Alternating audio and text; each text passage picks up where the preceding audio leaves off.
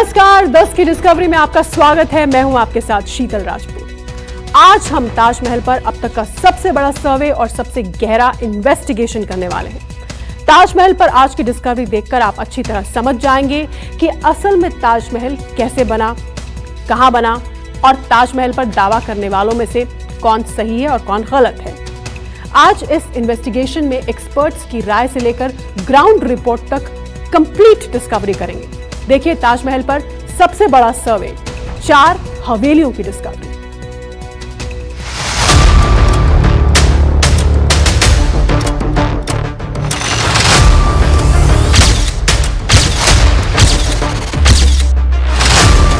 ताजमहल की जमीन किसकी, जय सिंह की या शाहजहां की?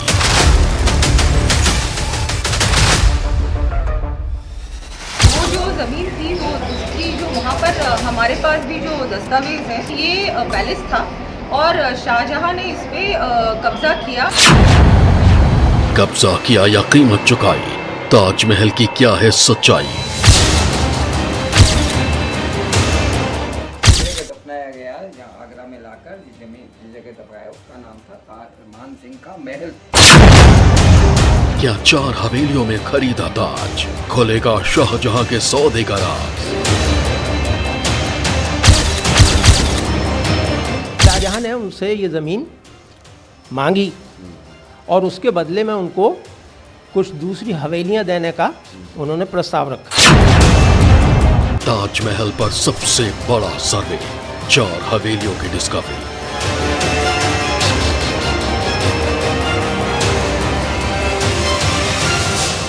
आज न्यूज 24 पर ताजमहल और उससे जुड़े सौदे की गहरी डिस्कवरी करेंगे।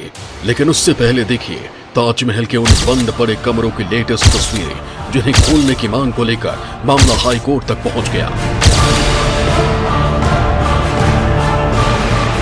भारतीय पुरातत्व सर्वेक्षण विभाग की ओर से ताजमहल के बंद कमरों को लेकर नया न्यूज लेटर जारी किया गया है। इसमें देश भर में एएसआई के संरक्षण में आने वाली धरोहरों में किए जा रहे या किए गए मरम्मत कार्य की जानकारी दी गई है। इस न्यूज लेटर में 4 फोटो जारी किए गए हैं, 2 फोटो काम से पहले और 2 फोटो काम के बाद। इससे पहले इलाहाबाद हाईकोर्ट में एक याचिका दायर की गई थी जिसमें ताजमहल के बंद 22 कमरों को खुलवाने की अपील की गई थी। हाईकोर्ट ने इस पर कड़ी प्रतिक्रिया जाहिर करते हुए अपील को खारिज कर दिया। लेकिन ताजमहल का मामला अभी हाईकोर्ट में था ही कि राजकुमारी दिया कुमारी ने बड़ा दावा करके सनसनी मचा दी। राजकुमारी दिया कुमारी ने कहा कि ताजमहल जयपुर के पूर्व राज परिवार का एक महल था जिस पर शाहजहां ने कब्जा कर लिया था। ये पैलेस था और शाहजहां ने इस पे कब्जा किया और उस समय तो क्या है कि सरकार उन्हीं की थी। आज भी अगर कोई गवर्नमेंट अक्वायर करती है आपसे लैंड तो उसके बदले में मुआवजा देती है, तो मैंने सुना कि उसके बदले में कुछ मुआवजा दिया। लेकिन हम उस समय ऐसा कोई लॉ नहीं था कि आप उसको अपील कर सकते थे या उसके विरोध में कुछ कर सकते थे। जयपुर पूर्व राज परिवार की ज़मीन थी और आज भी ये जो स्थिति है, बहुत अच्छा है कि इन्होंने किसी ने आवाज़ उठाई और पिटीशन फाइल की है। उसके लिए कोई भी अगर आवश्यकता पड़ेगी दस्तावेजों की या कुछ भी, तो हमारे वहाँ ट्रस्ट में खोदी खाना भी है। जो भी डॉक्यूमेंट्स हैं हम लोग प्रोवाइड करेंगे। जो उन्होंने कहा है कि कमरे खोले जाने चाहिए, कुछ कमरे हैं जो बंद हैं, कुछ पार्ट है ताजमहल का जो बंद है, सील्ड है, उस पर डेफिनेटली इंक्वायरी होनी चाहिए, उसको खोलना चाहिए। राजकुमारी दिया ने दावा किया है कि ताजमहल जयपुर राजघराने की जमीन पर बना है और शाहजहां ने इस जगह पर कब्जा कर लिया था। हालांकि आमेर राजघराने से ताल्लुक रखने वाली और राजसमंद से सांसद राजकुमारी दिया कुमारी ने यह भी कहा कि शाहजहां ने राजा जय सिंह को कुछ मुआवजा भी दिया था, लेकिन वो नाकाफी था। लेकिन क्या दिया का यह दावा सच है? इसे जानने के लिए न्यूज 24 ने जयपुर से लेकर दिल्ली तक और आगरा की गलियों तक में बड़ी रिसर्च शुरू की। हमने जयपुर और बीकानेर की म्यूजियम खंगाले, राजस्थान के इतिहासकारों से बात की, दिल्ली के बड़े इतिहासकारों से लंबी चर्चा की। शाहजहां और राजा जयसिंह के बीच 28 दिसंबर 1633 को हुए एक सौदे के दस्तावेज खंगाले और शाहजहां के एक फरमान में लिखे उन 4 हवेलियों को खोजने की पूरी कोशिश की, जिससे ताज के इतिहास का राज बिल्कुल साफ हो जाएगा।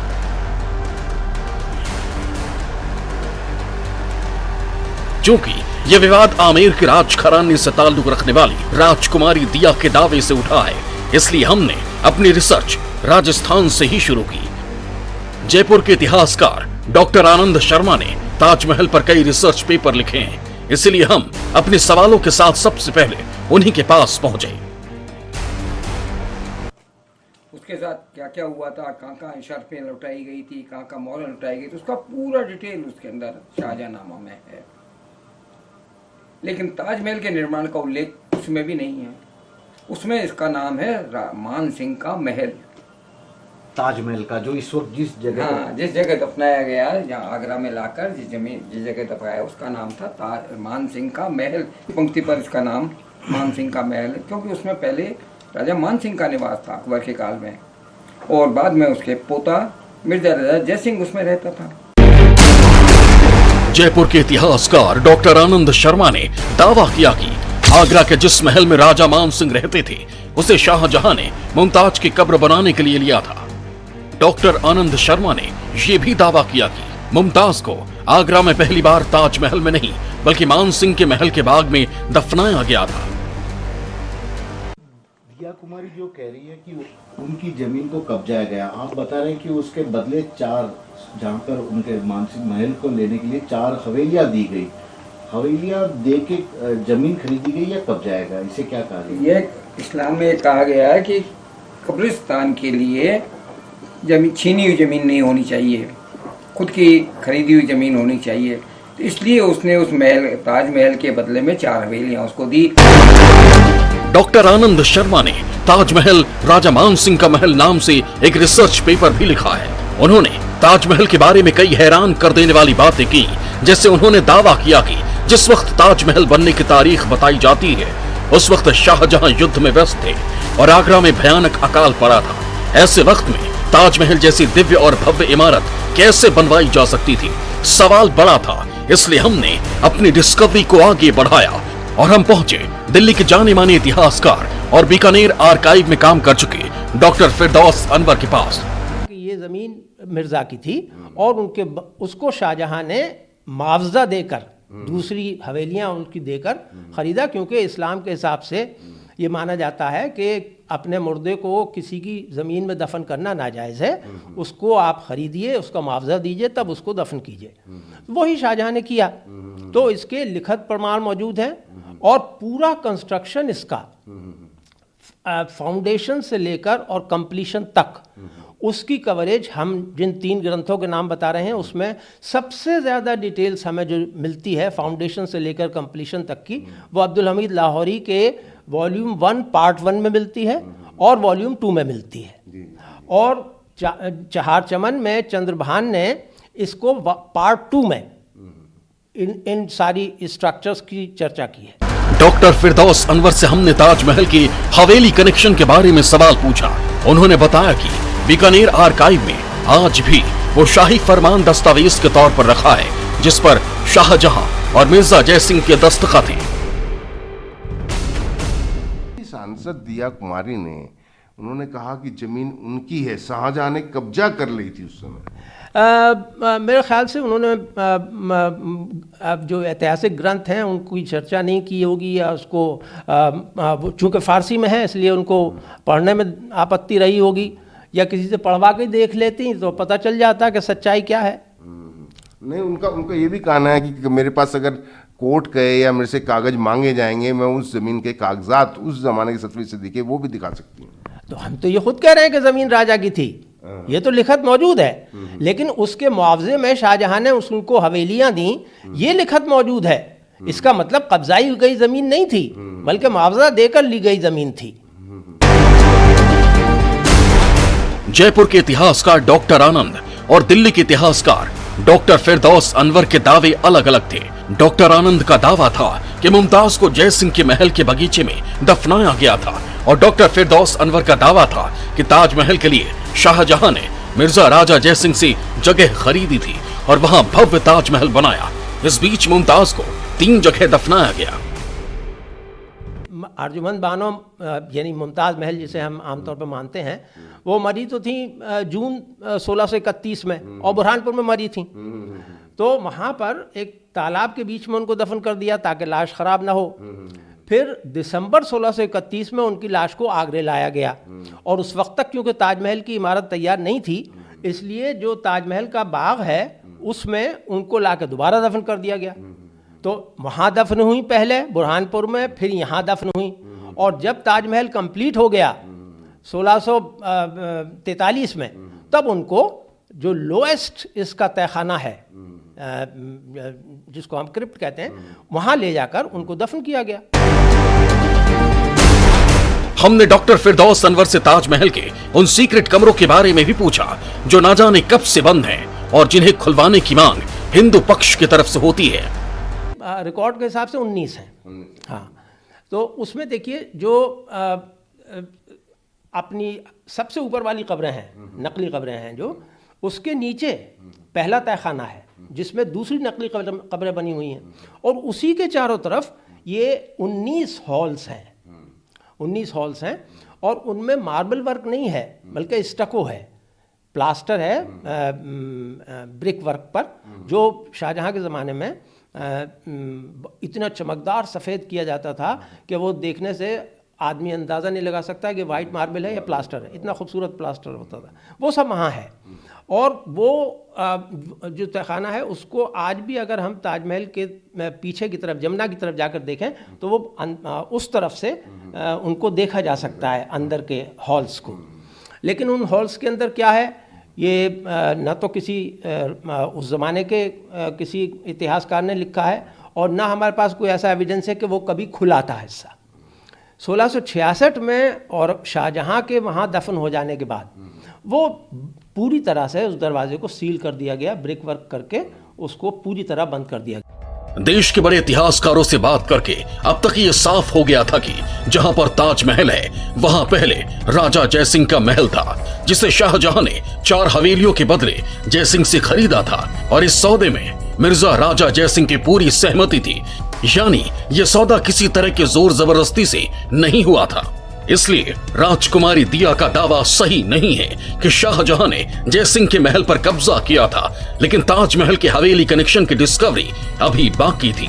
इसलिए हम आगरा पहुंचे, वहां जहां ताजमहल है, और वहां जहां मिर्जा जयसिंह और शाहजहां के बीच हुए सौदे वाली हवेलियां हो सकती हैं। यहां हमारी मुलाकात आगरा के बड़े इतिहासकार डॉक्टर राजकिशोर राजे से हुई। ये सौदा मैं नहीं समझता कि राजी खुशी से हुआ होगा, लेकिन बादशाह की आज्ञा को टालना भी किसी का उस समय नियंत्रण नहीं था। ये उसका हिंदी अनुवाद है, जिसमें ये 4 हवेलियां, जिसमें इन 4 हवेलियों का जिक्र है। चारों हवेलियां वो इस प्रकार हैं, देखिए। डॉक्टर राजकिशोर राजे ने शाहजहां और मिर्जा जयसिंह के बीच हुए सौदे के कागज दिखाए। फारसी में लिखे इस सौदे के हिंदी अनुवाद में लिखा था कि राजा मिर्जा अपनी मर्जी से 4 हवेलियों के बदले मुमताज महल की कब्र के लिए अपना महल बादशाह शाहजहां को दे रहे हैं। अब उन 4 हवेलियों के बारे में जानिए जिन्हें ताजमहल के लिए जमीन के बदले राजा जयसिंह को दिया गया था। राजा भगवान दास की हवेली, राजा माधव सिंह की हवेली, आगरा के मोहल्ला अतगा खान में रूपसी बैरागी की हवेली, और चांद सिंह सुपुत्र सूरज सिंह की हवेली। इतिहासकारों के बातचीत में और शाहजहां के वक्त के दरबारी लेखक अब्दुल हमीद लाहौरी की किताब बादशाह नामा और चंद्रभान ब्राह्मण की ऐतिहासिक किताब चहार चमन में इन्हीं 4 हवेलियों का जिक्र था। अब हमने इन हवेलियों को ढूंढना शुरू कर दिया। सबसे पहले हमने भगवान दास की हवेली को ढूंढा। साल 1632 ईस्वी में अपनी दिलकश बेगम मुमताज़ ताजमहल की याद में जब मुग़ल सम्राट शाहजहां ने ताजमहल का निर्माण शुरू करवाया, तो उसके बदले अधिग्रहित की गई ज़मीन के बदले जो ज़मीन और हवेलियां दी गई, उनमें पहला नाम भगवान दास की हवेली का आता है। ये वही भगवान दास हैं जो अकबर के मशहूर दरबारी रहे मान सिंह के पिताजी थे, यानी कि अपने ही दादा को ज़मीन को उन्हीं के पोते जय सिंह को मुग़ल सम्राट शाहजहां ने ये ज़मीन ताजमहल के बदले गिफ्ट कर दी थी। जहां कभी भगवान दास की हवेली हुआ करती थी, वहां आज आगरा के कई सरकारी दफ्तर हैं। यही आगरा विकास प्राधिकरण का दफ्तर भी है। ताजमहल के बदले जिस भगवान दास की हवेली को शाहजहां की तरफ से देने का जिक्र इतिहासकारों ने किया है, अभी वो आगरा का वाणिज्य कर कार्यालय और उसके ठीक बगल का आगरा डेवलपमेंट अथॉरिटी का इलाका कहा जाता है। हालांकि ये अंग्रेज़ों के वक्त में एक बड़ा रेवेन्यू सेंटर हुआ करता था। न्यूज़ 24 आपको भगवान दास की उन्हीं हवेलियों के उन अवशेषों की तस्वीर आपको दिखा रहा है जिसे आज वाणिज्य कार्यालय कहा जाता है। एक तस्वीर देखिए, हालांकि ये अंग्रेज़ों के ज़माने की तस्वीर है और इस अंग्रेज़ों के ज़माने की तस्वीर को ही कहा जाता है कि ये राजा मान सिंह का जो बेटे थे राजा जय सिंह, उनका एक वक्त में ये महल हुआ करता था, जो उनके दादाजी के नाम पर ये महल हुआ करता था। ये भी कहा जा रहा है, यहाँ के जो इतिहासकार बताते हैं कि राजा जय सिंह अपनी इसी सैनिक छावनी या लौ लश्कर के साथ इसी के आसपास वो महल हुआ करता था जहाँ वो रहा करते थे। और उन्हीं महलों के बगल में एक वक्त में उनके चूँकि बहुत सारे रिश्तेदार रहते थे जिसे नौ महला कहा जाता था, और यहाँ बसई बस्ती हुआ करती थी। बसई बस्ती में उनके सैनिक रहते थे, उनके लौ लश्कर रहते थे, और इन्हीं तरह से इन चीज़ों को आप देखिए, समझिए। ये वही कार्यालय है जो आपको तस्वीर दिखा रहा है, वाणिज्य कार्यालय। हालांकि इसके ठीक बगल में आगरा डेवलपमेंट अथॉरिटी का कार्यालय है, जिसे पुराने वक्त में 1632 के आसपास जिसे भगवान दास की हवेली कहा जाता था। हालांकि इतिहासकार इसके होने का पुष्ट प्रमाण नहीं मानते हैं, किसी भी इतिहास में इस बात का उल्लेख नहीं है। लेकिन आगरा की गलियां नामक जो प्रकाशन है उसमें जिस जयपुर हाउस की जिक्र किया गया है, उस जयपुर हाउस को अभी मौजूदा दौर में उसे वाणिज्य कार्यालय कहा जा रहा है आगरा का, जो आगरा डेवलपमेंट अथॉरिटी का कार्यालय है। और उसी की तस्वीर आपको न्यूज़ 24 दिखा रहा है। यही वो बिल्डिंग है, यही वो जगह है जहाँ पे एक वक्त में भगवान दास की हवेली हुआ करती थी, जो आगरा फोर्ट और ताजमहल के बिल्कुल कोने पर, तकरीबन 8 से 10 किलोमीटर के कोने पर है। और इसी के इलाके में जो ताजमहल के 20,000 कारीगर काम करते थे, उन पर निगहबानी रखी जाती थी, निगरानी रखी जाती थी कि कहीं वो ताजमहल से जुड़े कोई दस्तावेज, कोई नक्शा या कोई उस तरीके के कामों को छोड़कर कहीं दूसरे जगह नहीं लग जाएं। लिहाजा ये वही इलाका है जहां आसपास उन कारीगरों को भी रखा जाता था और जिसे अब भगवान दास की हवेली कहा जाता था। हालांकि इसका कोई औपचारिक पुष्ट प्रमाणिक दस्तावेज सामने नहीं है, लेकिन न्यूज़ 24 आपको कैमरे के जरिए ये बताने की कोशिश कर रहा है कि ताजमहल के बदले जो 4 हवेलियां दी गई थी, उसमें भगवान दास की हवेली का संबंध कहाँ है और मौजूदा दौर में वो कहाँ मौजूद है। भगवान दास की हवेली के बाद राजा माधव सिंह की हवेली का सौदा हुआ। हमने इस हवेली को भी ढूंढना शुरू किया। पता चला कि अब यह हवेली तो मौजूद नहीं है, लेकिन यहाँ आगरा का सबसे बड़ा और सुंदर पार्क है। दिसंबर 1633 में मुगल बादशाह शाहजहां के एक सरकारी अध्यादेश का इतिहासकारों ने जिक्र किया है, जो दिसंबर 1633 में जारी किया बताया जा रहा है। उसके मुताबिक मुमताज़ बेगम के मकबरे के लिए जिन 4 हवेलियों का जिक्र किया जाता है, जो ताजमहल के संपत्ति के बदले दान दी गई थी, उनमें एक राजा माधव सिंह की हवेली के बारे में बताया जाता है। राजा माधव सिंह की हवेली का कोई ऐतिहासिक दस्तावेज या कोई पुष्ट प्रमाण मौजूदा दौर में कोई भी इतिहासकारों ने नहीं बताया है, लेकिन कुछ शोधकर्ताओं ने इस बात पर अपनी सहमति दी है कि आगरा फोर्ट के ठीक सामने जो मौजूदा दौर का विक्टोरिया पार्क है, जिसे शाहजहां गार्डन कहा जा रहा है, मोतीलाल नेहरू पार्क है, वहाँ उसके आसपास का इलाका है, वो राजा माधव सिंह की हवेली का जगह बताया जाता है। न्यूज़ 24 आपको अपने कैमरे के जरिए उसी विक्टोरिया पार्क के अंदर की एक तस्वीर दिखा रहा है, जो मुगल कालीन मकबरा का एक संकेत दे रहा है। और कहा जा रहा है कि इसी के ठीक बगल में खैरात गांव है और इसके ठीक बगल में रामलीला मैदान है, जहां 1857 के गदर के बाद अंग्रेज़ों ने मुग़ल साम्राज्य के आसपास के जो राजे रजवाड़ों के महल थे, जो उनके नौकरों के, उनके अफसरों के जो रिहायशी इलाके थे, उसे तोड़ दिया गया और वो खंडहर या भग्नावशेषों में समर्पित हो गया। और यहाँ से महज कुछ मीटर की दूरी पर आगरा का ताजमहल है, जो यमुना के किनारे है, जो हरा भरा बाग के तौर पर यमुना के किनारे राजा जय सिंह का एक महल हुआ करता था, जिसे शाहजहां ने अपनी बेगम मुमताज़ के मकबरे के इस्तेमाल के लिए अधिग्रहित कर ली थी, या उसे उस वक्त के 33,000 रुपये में खरीद लिया गया था। विक्टोरिया पार्क की आगरा में कई पहचान है। कुछ लोग इस पार्क को शाहजहां पार्क या मोतीलाल नेहरू पार्क भी कहते हैं। यहीं आसपास कहीं माधव सिंह की हवेली थी। आदम और हव्वा की संतान कही जाने वाली बेगम मुमताज महल के मकबरे ताजमहल के लिए जिस संपत्तियों का जिक्र किया जाता है, उन 4 संपत्तियों में से एक राजा माधो सिंह की हवेली का भी इतिहासकारों ने जिक्र किया है।